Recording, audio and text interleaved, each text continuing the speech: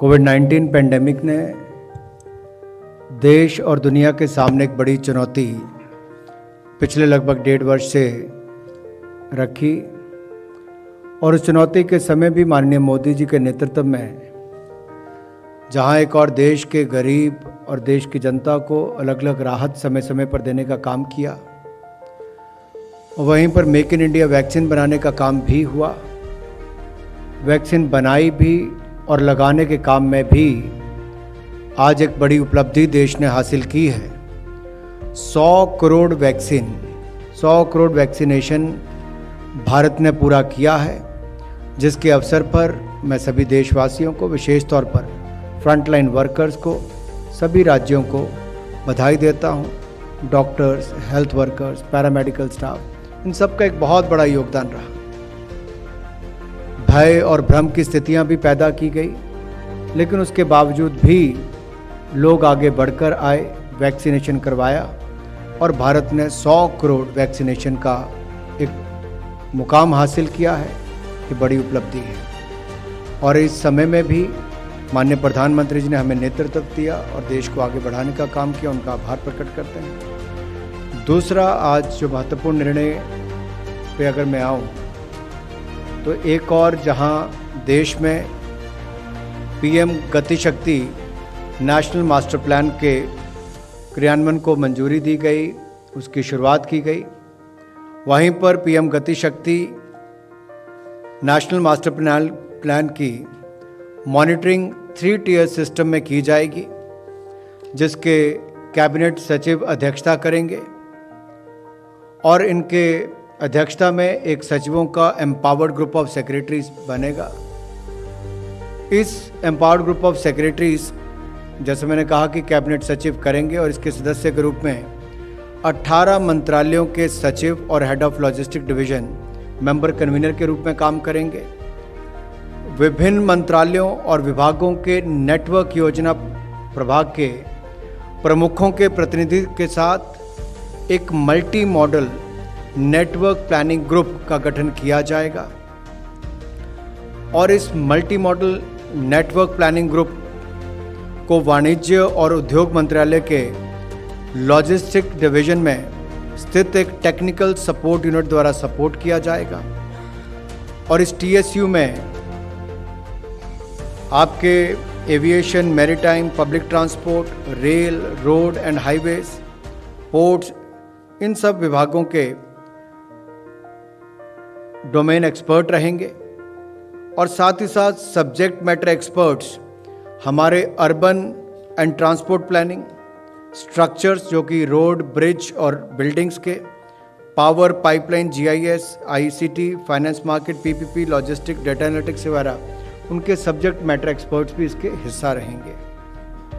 ये अपने आप में पीएम गति शक्ति योजना बुनियादी ढांचा योजना में इंटर मिनिस्ट्रियल और इंटर डिपार्टमेंटल कोऑपरेशन में इंफ्रास्ट्रक्चर प्लानिंग में गेम चेंजर साबित होगी और हमारा मानना भी है कि गति शक्ति विकास परियोजना के प्रति हमारे दृष्टिकोण में एक बड़ा बदलाव का संकेत देता है। गति शक्ति संसाधनों और क्षमताओं का अधिकतम उपयोग, दक्षता बढ़ाने और अपव्यय को कम करना सुनिश्चित करेगा।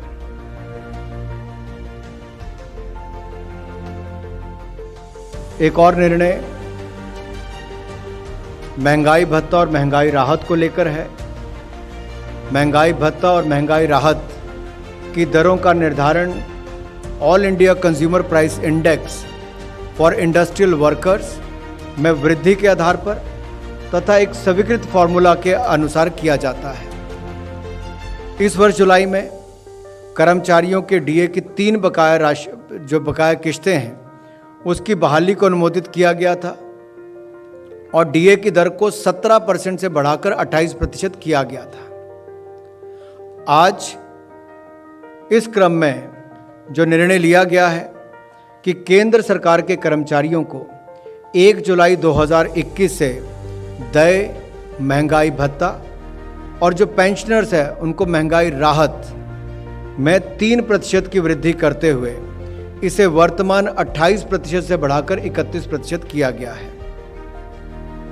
इससे जहां एक और 47,14,000 सरकारी केंद्र सरकार के कर्मचारियों को 47,14,000 केंद्र सरकार के कर्मचारियों को और 68,62,000 पेंशनर्स लाभान्वित होंगे। इस पर कुल खर्चा प्रतिवर्ष 9,488.74 करोड़ रुपये आएगा। ये भी निर्णय आज किया गया है। इससे हमारे लाखों कर्मचारियों को और पेंशनर्स को लाभ मिलेगा। मुझे लगता है पूरे देश में ही आज चर्चा है, क्योंकि दुनिया में भारत ने वो मुकाम हासिल किया है। देखिए, बड़े बड़े देश, विकसित देशों में भी जिस तरह से वैक्सीनेशन को लेकर ड्राइव शुरू की गई, लेकिन भारत जिस मुकाम पर पहुंचा है, 100 करोड़ नंबर अपने आप में बहुत कुछ कहता है कि चाहे बर्फीले पहाड़ों को पार करके जाकर, नदियों को पार करके, दुर्गम क्षेत्रों में, पिछड़े क्षेत्रों में जाकर जिस तरह से वैक्सीनेशन ड्राइव को हमारे डॉक्टर्स ने, लैब टेक्नीशियंस ने, नर्सिस ने, पैरामेडिकल स्टाफ ने और इससे मुहिम से जुड़े हुए लोगों ने जन जन तक पहुंचाने का काम किया है, वो अपने आप में एक बहुत बड़ी उपलब्धि है। और दुनिया आज भारत की ओर देख रही कि 100 करोड़ का आंकड़ा पाना एक बहुत बड़ी उपलब्धि है। पिछले साल शायद इस समय के दौरान कोई सोच भी ना रहा हो कि क्या होगा, लेकिन चंद महीनों के अंदर 100 करोड़ का आंकड़ा पाना अपने आप में बहुत कुछ कहता है। और जो लोग कल तक ताली और थाली पर मजाक उड़ाते थे, उनके सामने भी आया है। जो लोग कल तक भारत की वैक्सीन के ऊपर प्रश्न खड़ा करते थे, उनके लिए भी जवाब है कि हिंदुस्तान की जनता ने अपने वैज्ञानिकों पर, मेक इन इंडिया पर विश्वास भी किया और वैक्सीन ने भारत के करोड़ों लोगों की जान बचाने का काम भी किया है। देखिए, सारा देश जानता है कि माननीय प्रधानमंत्री जी ने जिस तरह से महामारी के समय देश को नेतृत्व दिया, राह दिखाई, मुसीबत के समय देश के लोगों के साथ खड़े हुए, 80 करोड़ लोगों को 15 महीने तक 5 किलो गेहूं या चावल और 1 किलो दाल देने का काम किया। मॉरेटोरियम पीरियड बैंकों के माध्यम से दिया। Emergency credit line guarantee scheme के माध्यम से 3 लाख करोड़ रुपए का इनिशियल स्टेज पर बैंकों के माध्यम से कम ब्याज दर पर पैसा भी दिलाया और TCS TDS में कटौती भी की। बहुत सारे ऐसे कदम उठाए जो आपदा के समय एक एक कदम बड़ा राहत भरा देश के लोगों के लिए था। लेकिन वैक्सीनेशन उसमें एक ऐसा बड़ा कदम है जिसने सही मायने में आम आदमी को बहुत बड़ी राहत दी है। किसी व्यक्ति को अपनी जेब से कोई पैसा नहीं खर्च करना पड़ा। पूरे देश के 18 वर्ष से ज़्यादा की उम्र वाले लोगों के लिए, हर राज्य, देश के हर कोने के लिए वैक्सीनेशन उपलब्ध भी करवा कर दी गई और ये एक बड़ी उपलब्धि है। आप में से मित्रों ने बार बार पूछा क्या प्रधानमंत्री जी को बधाई भी दी गई। मुझे लगता है केवल कैबिनेट के साथियों और सहयोगियों की तरफ से ही नहीं, आज पूरा देश कहीं ना कहीं माननीय प्रधानमंत्री जी का धन्यवाद भी करता है, उनको बधाई भी देता है। और ये लोगों की भावनाएं हैं। सबसे बड़ी बात तो है कि लोगों ने आगे बढ़कर वैक्सीनेशन करवाई और फ्रंट लाइन वर्कर्स ने जाकर वैक्सीनेशन की। ये 2 बहुत बड़ी बातें हैं और ये तब हुआ जब विश्वास लोगों का मोदी जी पर है और उनके कार्यक्रमों पर है, उनकी नीतियों पर है। देखिए, कोविड के टाइम पर जैसे जैसे समय बीतता गया, निर्णय अलग अलग लिए गए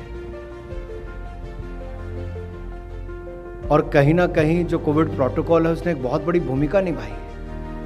चाहे वो 2 गज की दूरी थी, मास्क पहनना जरूरी था या हाथों को निरंतर साफ करना जरूरी था, इन सब ने एक बहुत बड़ी भूमिका इनिशियल स्टेज पर निभाई। उसके साथ साथ जिस तरह से लोगों को बार बार मेडिकल एक्सपर्ट्स ने गाइड किया, वो लागू किए गए, राज्यों ने भी उसको लागू किया। और जब ये समय लगेगा देश में कि अब मास्क पहनने की ज़रूरत नहीं है, तब मुझे लगता है एक्सपर्ट्स आपको कहेंगे, लेकिन जब तक नहीं कहते आप भी मास्क पहन के रखिए और बाकी भी पहन के रखें।